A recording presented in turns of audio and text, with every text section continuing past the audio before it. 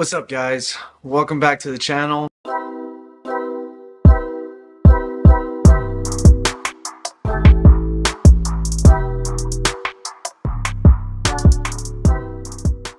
On our last video, I went ahead and I put a cold air intake, a blow-off valve, and upgraded intercooler piping. I have bad news and I have good news. After I put in the cold air intake, it was running fine for a few days. I started noticing my idling was a little bit off. Instead of being 1000 RPM, it was like 700.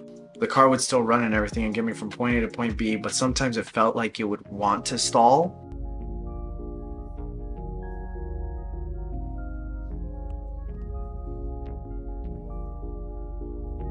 And it's been doing this for a few days and it's not going to go away. That's the bad news. The good news is that I'm pretty sure what I'm about to put on the car is going to fix it, and that is a Cobb Accessport.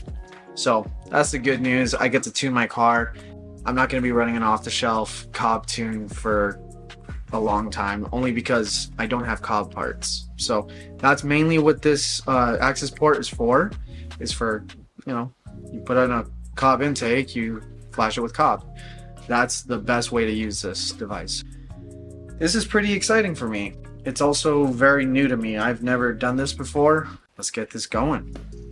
Alright, so this seems pretty simple. Plug in the OBD2, then I plug the Accessport in.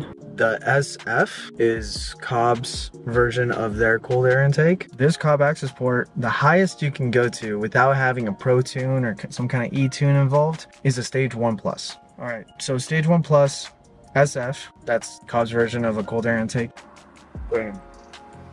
So, installing. One eternity later. It's not the cleanest setup, but it'll have to do for now. There's a little panel in here, and the OBD2 connection is right under here. I just used a rubber band and I just grabbed all that access wire, that extra wire, and I just tuck it in right there. So, we are officially in Mexico.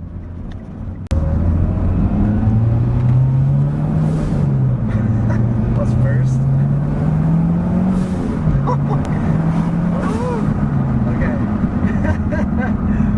Oh man. It's faster. The best way to describe it is there's more torque involved. Oh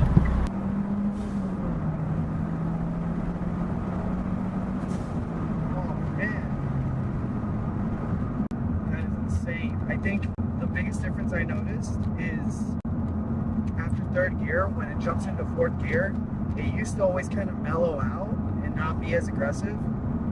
But fourth gear actually like puts you back in and keeps going.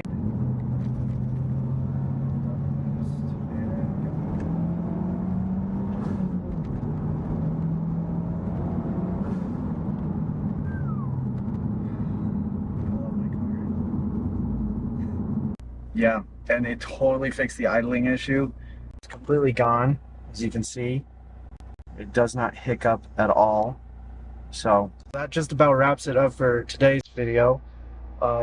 Thanks again for watching. Don't forget to like and subscribe, and until next time.